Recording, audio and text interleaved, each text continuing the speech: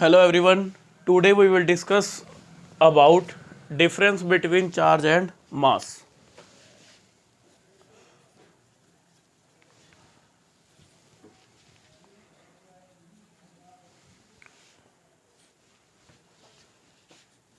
Charge may be positive or negative physical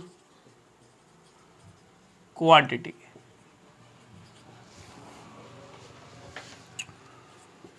Mass of a body is always a positive quantity. देखो हमारा जो first point है क्या कह रहा है, चार्ज में बी पॉजिटिव और नेगेटिव फिजिकल क्वांटिटी। ये हमने पहले भी डिस्कस किया गया है। कैसे हमने डिस्कस किया था इसको, एक भी अगर कोई मटेरियल इलेक्ट्रॉन को लूज करता है तो उसके ऊपर क्या आ जाता है, पॉजिटिव चार्ज, और जो मटेरियल इलेक्ट्रॉन को गेन करेगा उसके ऊपर क्या आ जाता है, नेगेटिव चार्ज। तो चार्ज क्या हो सकता है हमारे पास, किसी बॉडी पॉजिटिव भी हो सकता है और नेगेटिव भी हो सकता है, लेकिन जो मास होगा बॉडी पे वो हमारे पास ऑलवेज कैसे होता है, पॉजिटिव में। कभी हमने ऐसा पढ़ा भी मास -5 kg या -6 kg, ऐसा तो हमने नहीं पढ़ा। हम कैसे कहते हैं, मास हमेशा किस में होता है, पॉजिटिव क्वांटिटी में। यानी कि हम ऐसे कहते हैं मास कितना, 5 kg, 4.5 kg ऐसे। Second point, charge is quantized.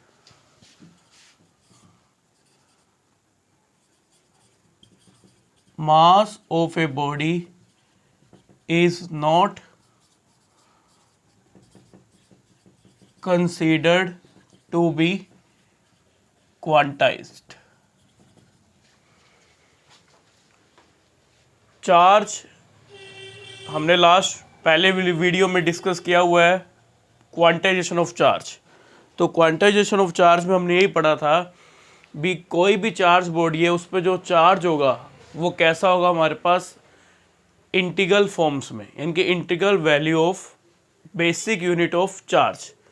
Integral multiple बोलते थे, किसका मल्टीपल बोलते थे, बेसिक यूनिट ऑफ चार्ज। यानी कि हम कहते थे उसमें Q = NE। Q यहाँ पे क्या है, charge on a body. Charge body पे हमने मान लिया कोई भी बॉडी है हमारे पास, उस पर चार्ज क्या मान लिया, Q। N यहाँ पे क्या था, इंटीजर, और E क्या था, बेसिक यूनिट ऑफ चार्ज। और इसमें हम यही पढ़ते थे भी कभी भी हमारे पास, जैसे अगर मैं मान लो मेरे पास कोई आइटम है, मान लो मेरे पास कोई आइटम, मान लिया मेरे पास क्या है, एल्युमिनियम। अब इसने क्या कर दिया, एक इलेक्ट्रॉन को क्या कर दिया, लूज कर दिया।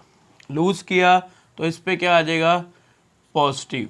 क्या आ जाएगा हमारे पास, Al पॉजिटिव, यानी कि यहाँ पे क्या आ जाएगा, पॉजिटिव चार्ज। क्या हम ऐसा कहते हैं अभी इस एटम ने 1.5 या 1.7 इलेक्ट्रॉन को लूज किया या 0.5 इलेक्ट्रॉन लूज किया? नहीं, हम हमेशा यही कहते हैं भी या तो एक एटम हो रहा है लूज होगा, या हमारे पास 2 इलेक्ट्रॉन लूज होंगे, सॉरी 1 एटम नहीं, 1 इलेक्ट्रॉन लूज होगा, या 2 इलेक्ट्रॉन लूज होंगे, या हमारे पास 3 इलेक्ट्रॉन लूज होंगे। तो हम जो वैल्यूज लेके चलते हैं वो कैसे लेके चलते हैं, इंटीग्रल वैल्यूज। यानी कि इंटीग्रल वैल्यू का हम एन किस में लेके चलते थे, एन की जो वैल्यू लेते थे हम लेके चलते थे 0 +- 1 +- 2 +- 3। कभी भी हमने ये वैल्यू 1.5 नहीं ली, कभी हमने 0.5 नहीं कहा, 2.5 ऐसे वैल्यू नहीं ली। इसलिए हम बोलते हैं भी जो चार्ज है वो क्या है, हमारे पास क्वांटाइज्ड है, क्योंकि हम वैल्यूज क्या लेके चलते हैं, 1 2 3 ऐसे। लेकिन जो मास होता है हमारे पास, हम वैल्यूज, मास किसी बॉडी का मास है, हम ये भी बोल सकते हैं 4.5 kg। यानी कि क्या कहना चाह रहा है, जो चार्ज होता है किसी भी बॉडी पे उसकी जो वैल्यू होगी वो फ्रैक्शनल वैल्यू नहीं होगी, लेकिन जो मास है वो किस में हो सकता है, फ्रैक्शनल वैल्यू में हो सकता है। सिंपल उस इंटीग्रल वैल्यू में भी हो सकता है और फ्रैक्शनल भी हो सकता है। इसलिए हम कहते हैं भी जो मास है इज नॉट कंसिडर्ड या is not quantize.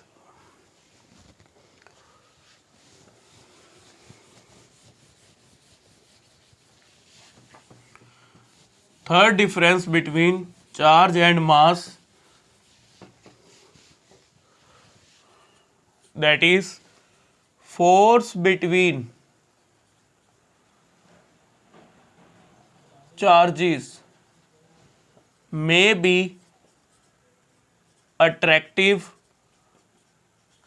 or repulsive।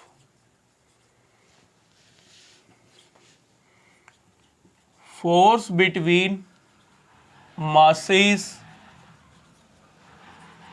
is always attractive.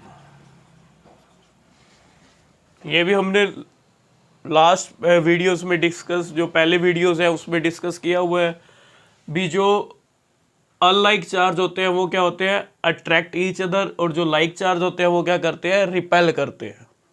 तो ये हमने पहले पढ़ा हुआ है। अट्रैक्टिव कब होगा, जब charges of opposite sign. Repulsive force कब होता है, charges of same sign. Force between masses is always attractive, ये हमने किस में डिस्कस किया था, +1, जो हमारी जो +1 क्लास थी उसमें हमने जो 6 यूनिट था ग्रेविटेशन, उसमें हमने यही चीज़ पढ़ी थी। जो फोर्स बिटवीन मासेस होगा वो ऑलवेज कैसे होगा, अट्रैक्टिव। कौन सा नेचर होता है उसका, अट्रैक्टिव इन नेचर। और ये हमें कौन सा टॉपिक में पता चला था, Newton law of gravitation. Fourth,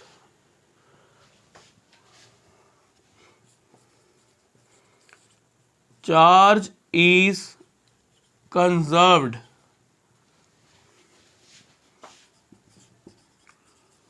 mass is not conserved as it can changes into energy and vice versa।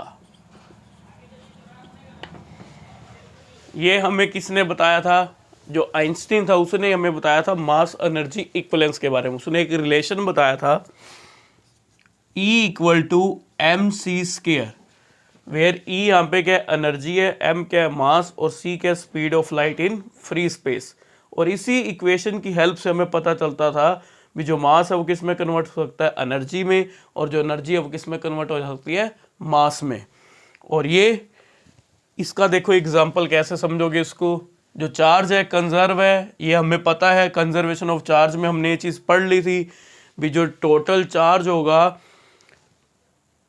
Of a body, इस कंडीशन में इन आइसोलेटेड सिस्टम में जो टोटल चार्ज होगा of a body is always remain constant, is always remain constant. जो इसके पीछे मैंने example भी तुम्हें बताया था भी, जब हम ग्लास रोड को रब्ड करेंगे सिल्क क्लॉथ के साथ, तो हमने क्या कहा था भी, हमने मान लिया भी 3 इलेक्ट्रॉन्स कहाँ से चल गए, ग्लास रोड से किधर चल गए, सिल्क क्लॉथ के पास। तो यहाँ पे कितना चार्ज आ गया, -3e सिल्क क्लॉथ पे, और ग्लास रोड पे कितना आ गया, +3e।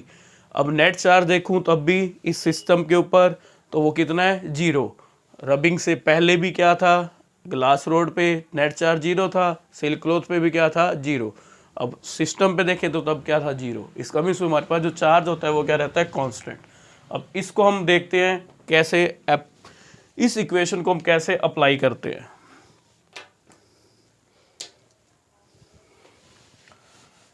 इसका एग्जांपल देखो कैसे हम इसमें देखेंगे भी, कैसे मैं मास को एनर्जी में कन्वर्ट कर रहा हूँ। देखो कैसे करेंगे। जैसे अगर मैं प्रोटॉन की बात करूं, मास ऑफ प्रोटॉन, तो हमें पता है जो मास होता है प्रोटॉन का, उसको हम कैसे लिखते हैं, 1.6725 × 10⁻⁻27 kg। अगर मैं मास ऑफ न्यूट्रॉन की बात करूं तो 1.6749 × 10⁻27 kg, 10⁻27 kg। जो न्यूट्रॉन का मास होता है वो स्लाइटली मोर देन होगा मास of A proton, mass of 1 proton, यानी कि मास ऑफ 1 प्रोटॉन, यानी कि जो एक प्रोटॉन का मास है और ये किसका मास है, एक न्यूट्रॉन का मास है। अब मैं क्या करता हूँ, हमें पता है अगर मैं कोई मान लो कोई वैल्यू लेके चलता हूँ, जैसे मैं हीलियम न्यूक्लियाई की बात करता हूँ या हीलियम एटम की बात करें, तो उस कंडीशन में क्या होता है, हमें अगर मैं हीलियम न्यूक्लियाई बनाना चाहता हूँ तो मुझे कितने प्रोटॉन चाहिए होंगे, 2 प्रोटॉन। और जो न्यूट्रॉन होंगे वो कैसे आएंगे हमारे पास, 4 में से हम किसको सब्ट्रैक्ट कर देंगे, 2 को, तो हमारे पास नंबर ऑफ न्यूट्रॉन्स कितने हो जाएंगे, 2। इसका मीन्स हमें ये पता चला जो हीलियम न्यूक्लियस होगा उसमें क्या होंगे, 2 प्रोटॉन्स होंगे और 2 ही क्या होंगे, न्यूट्रॉन। और अगर मैं इनके मास को किस फॉर्म में लिखूं, AMU की फॉर्म में लिखूं, किसकी फॉर्म में लिखूं, AMU की फॉर्म, तो उसको मैं कैसे दिखाऊंगा। AMU का मीन्स होता है एटॉमिक मास यूनिट। क्या होता है हमारे पास, एटॉमिक मास यूनिट। तो जो AMU है जिसको हम क्या बोलते हैं, एटॉमिक मास यूनिट, और इसको हम डिफाइन कैसे करते हैं, it is defined as 1/12 of mass of 1 atom of carbon 12। तो इसको हम बोलते हैं एटॉमिक मास यूनिट, और इसको हम रिप्रेजेंट किससे करते हैं, U से। इससे रिप्रेजेंट करते हैं U से। अब जब हम इसको फाइंड आउट करते हैं मास ऑफ 1 एटम ऑफ कार्बन 12 को, जो मास होगा अगर उसको मैं क्या करूँगा 1/12 यानी कि उसका मैं 12th भाग लूँगा, तो उस कंडीशन में जो U आएगा मेरे पास वो क्या होगा, 1.66 मल्टीप्लाई 10 की पावर -27 kg, 10 की पावर -27 kg। तो जो AMU होगा वो उसका जो मास होगा वो हमारे पास ये होगा। अब इसी को मैं किसकी फॉर्म में लिखना चाहता हूँ, U की फॉर्म में, मास ऑफ प्रोटॉन, जो मास होता है एक प्रोटॉन पे, उसको अगर मैं किसकी फॉर्म में बनाना चाहूँ, U की फॉर्म में, तो उसको कैसा लिखा जाएगा, 1.00727 U, किसकी फॉर्म बन जाएगी ये, AMU की फॉर्म में। ऐसी मैं मास ऑफ न्यूट्रॉन को लिखना चाहूँ तो मैं कैसे लिखूँगा, 1.00866 U। तो इसको तुम देख भी सकते हो, यहाँ पे U की वैल्यू यहाँ रख के, तो तुम इनकी आपस में मल्टीप्लाई करोगे तो तुम्हारे पास यही टर्म्स आएंगी जो हमने यहाँ लिखी है। अब ये तो था U की टर्म्स में। अब मैं क्या करता हूँ, 2 प्रोटॉन्स और 2 न्यूट्रॉन को से मैं क्या बनाऊंगा, हीलियम न्यूक्लियाई, क्योंकि जो ये कंडीशन थी जो यहाँ भी मैंने लिखवाई थी =mc², ये एटम और न्यूक्लियाई वाले चैप्टर में ही एप्लीकेबल है, उसी में हम ये अप्लाई करते हैं इक्वेशन, जिससे हम कहते हैं भी जो मास है वो किस में कन्वर्ट होता है, एनर्जी में। तो वही चीज़ मैं तुम्हें बता रहा हूँ। देखो अब इसमें, अब हमें पता है, मान लो मैंने जो प्रोटॉन है उसको मैं कैसे रिप्रेजेंट कर रहा हूँ, इस फॉर्म से, इस सिंबल से, और जो न्यूट्रॉन है उसको मैं सिंपल ऐसे दिखा रहा हूँ। ये मेरे पास प्रोटॉन है और ये मैंने मान लिया मेरे पास क्या है, न्यूट्रॉन। अब पहले मैं इंडिविजुअल लेके चल रहा हूँ, प्रोटॉन, 2 प्रोटॉन हो गए, इंडिविजुअल मासेस को ऐड करूँगा, न्यूट्रॉन और 2 एक और न्यूट्रॉन, 2 न्यूट्रॉन हो गए, 2 प्रोटॉन हो गए।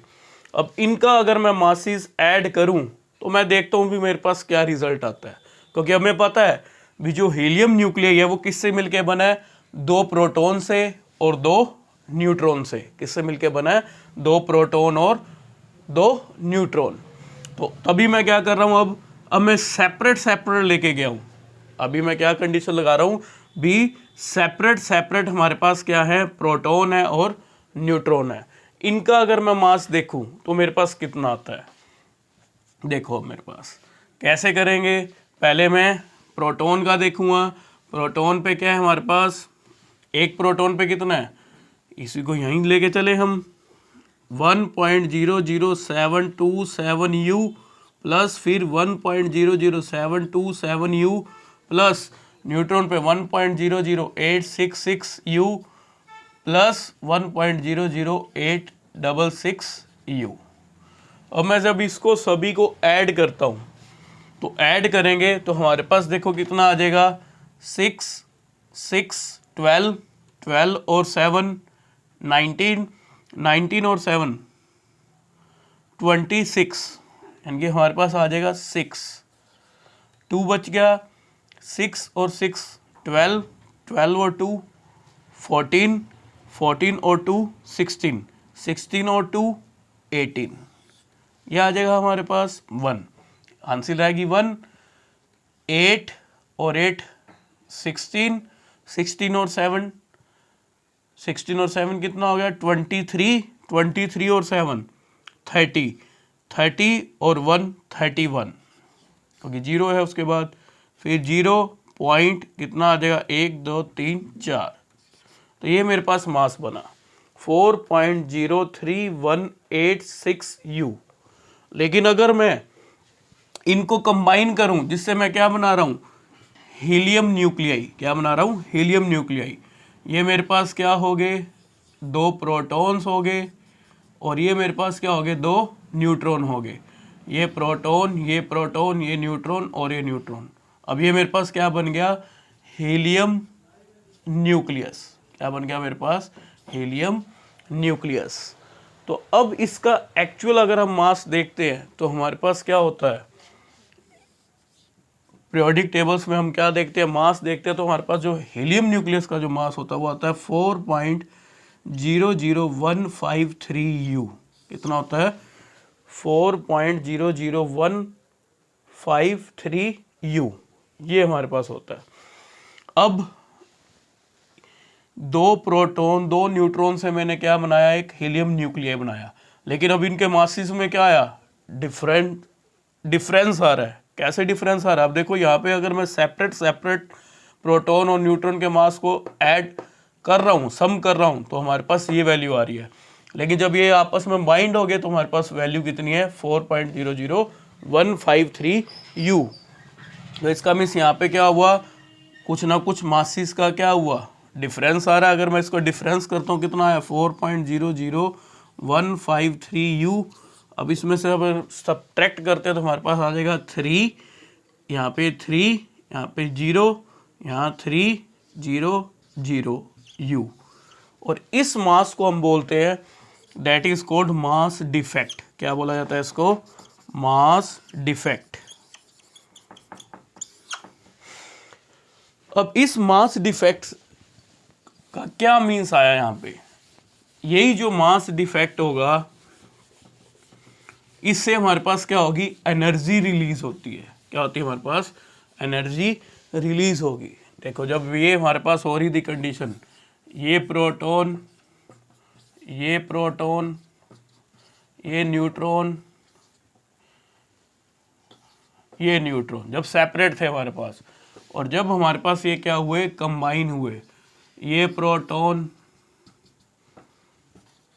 ये न्यूट्रॉन, तो हमारे पास क्या बना, हीलियम न्यूक्लियर। तो इसके साथ क्या हो रही थी, कुछ एनर्जी क्या हो रही थी, रिलीज हो रही थी, और वो हमारे पास एनर्जी क्या थी, ई इक्वल टू, वो कैसे हम फाइंड आउट करते हैं, डेल्टा mc², ये फॉर्मूला लगाते थे, आइंस्टीन मास एनर्जी इक्विवेलेंस। तो इसका मीन्स हमारे पास क्या समझ आया, इससे हमें ये समझ आया भी इसमें से क्या घट गया, डेल्टा m, कितना मास घट गया, डेल्टा m, ये मास घटा, क्लियर हुआ। तो हमारे पास क्या बन गया, हीलियम न्यूक्लियाई। क्या बन गया हमारे पास, हीलियम न्यूक्लियाई, क्योंकि इसका मास इतना था। अब ये जब इसमें से घटा देंगे तो हमारे पास यही टर्म्स आएगी, जब इसमें से ये घटाते हैं तो हमारे पास कितना आ रहा है, मास डिफेक्ट इतना आ रहा है, ठीक है। तो ये इसमें से घटा तो हमारे पास क्या हुई, एनर्जी रिलीज हुई, जो एनर्जी रिलीज हुई उसका क्या आया, इक्वल टू डेल्टा mc²। तो इससे हमें समझ आ रहा है भी जो मास है वो किस में कन्वर्ट हो रहा है, एनर्जी में। किस में कन्वर्ट हो गया, एनर्जी में। इसका मीन्स जो मास है वो हमारे पास कांस्टेंट नहीं है।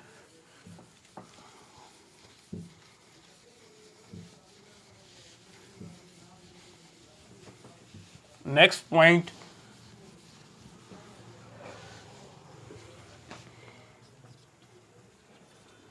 Charge and mass. देखो डिफरेंस क्या होगा हमारे पास, नेक्स्ट पॉइंट होगा हमारे पास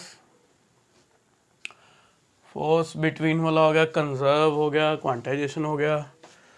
अब आ गया हमारे पास चार्ज इज इनवेरिएंट। इनवेरिएंट हमने पहले पढ़ लिया, इनवेरिएंस ऑफ इलेक्ट्रिक चार्ज। तो उसमें हमने यही पढ़ा था, जो मैग्नीट्यूड होगा, magnitude of electric charge of a body,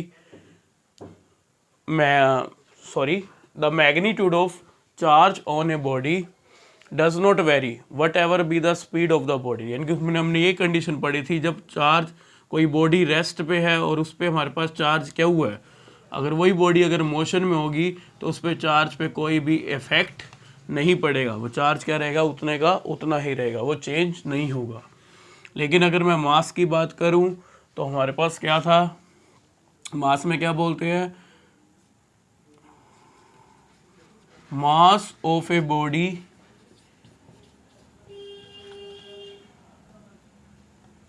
changed with velocity of a body.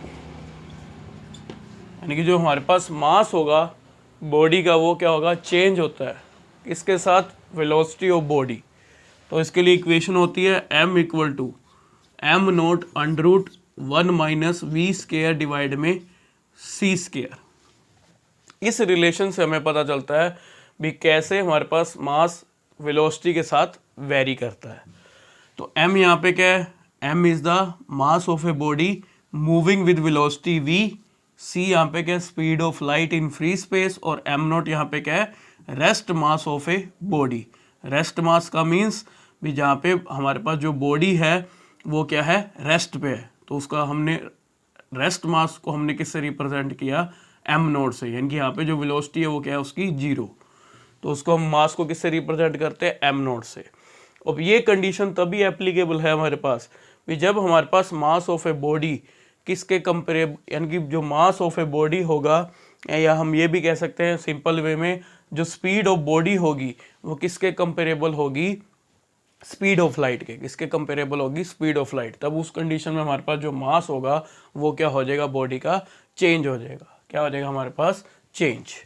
ये देख भी सकते हैं हम, अगर मैं मान लो स्पीड कितनी कर दूं, जो बॉडी की स्पीड अगर मैं कर दूं किसके इक्वल है, स्पीड ऑफ लाइट के, यानी कि जो v हो गया वो किसके इक्वल हो गया, c, क्योंकि m क्या था यहाँ पे, mass of body moving with velocity v। अब मैं क्या कह रहा हूँ, जो स्पीड है बॉडी की वो किसके इक्वल है, स्पीड ऑफ लाइट के। इसका मीन्स v किसके इक्वल हो गया, c।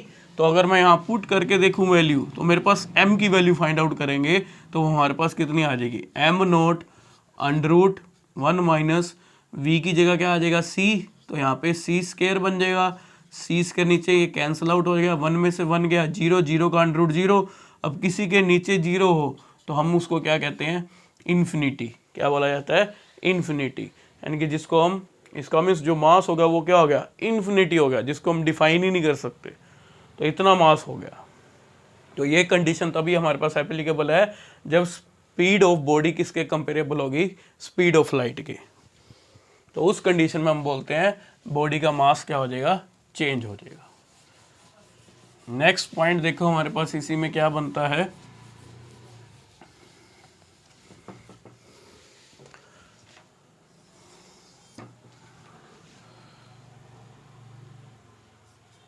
it plays an important role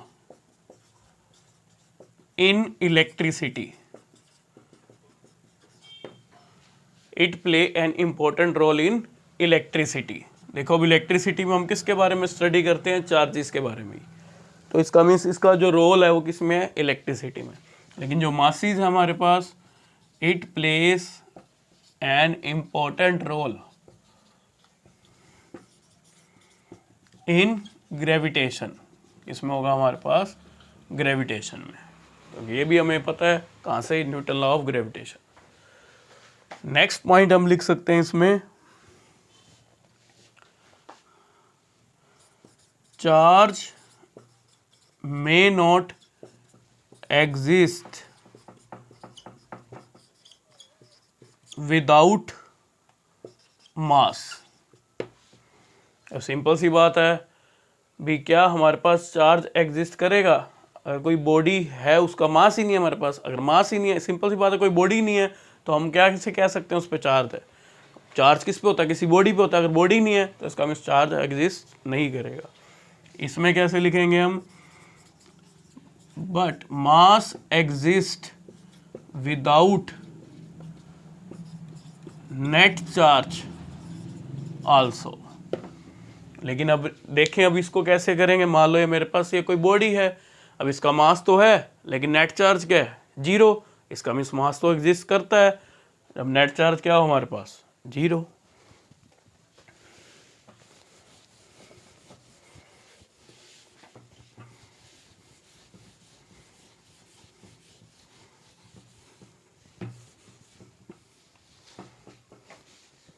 next point देखो हमारे पास क्या बन सकता है,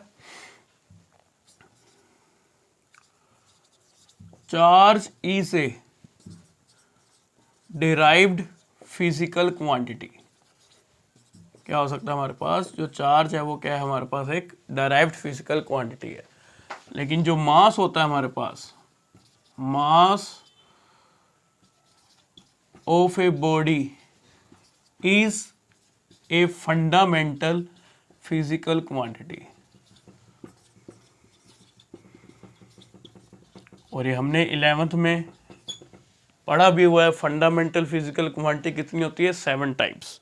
और वो कौन कौन सी थी, mass, length, time, current, electric current, temperature, luminous intensity और अमाउंट ऑफ सब्सटेंस, या जिसको हम क्वांटिटी ऑफ मैटर भी बोलते थे। तो इसका मीन्स जो मास है वो कौन सी है, फंडामेंटल है। अब जो चार्ज है वो डिराइव्ड कैसे हुई, क्योंकि जो डिराइव्ड क्वांटिटी होती है वो किसकी हेल्प से बनती है, फंडामेंटल क्वांटिटीज़ की हेल्प से ही बनती है।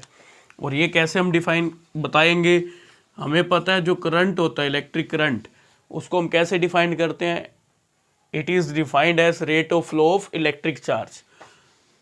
अगर मैं कहूँ टी टाइम में जो चार्ज फ्लो कर रहा है वो कितना कर रहा है, क्यू, तो हम आई को कैसे लिखेंगे, I equal to Q by T, I equal to Q by T. तो क्यू यहाँ से कितना आ जाएगा, आई टी, क्रॉस मल्टीप्लिकेशन करेंगे। अब देखो जो चार्ज हुआ वो किससे हमने डिफाइन किया, देखो कैसे हुआ, किसकी हेल्प से हुआ, ये भी फंडामेंटल है और ये भी क्या है हमारे पास, फंडामेंटल फिजिकल क्वांटिटी। अब फंडामेंटल फिजिकल क्वांटिटी की हेल्प से हमारे पास क्या आती है, एक derived physical quantity. I hope you will understand. Thank you, have a nice day.